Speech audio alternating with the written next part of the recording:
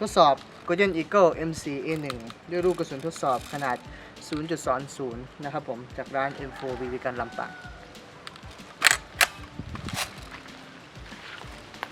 แนวยิงปลอดภัยนะครับ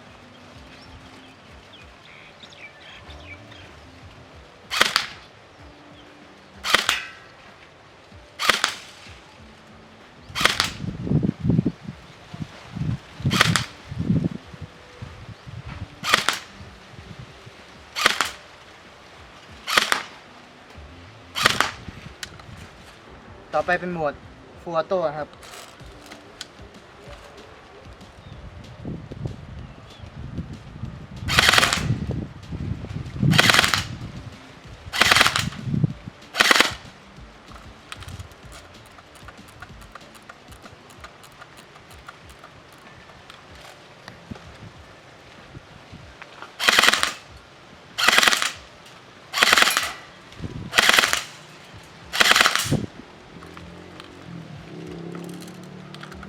เข้าเซฟ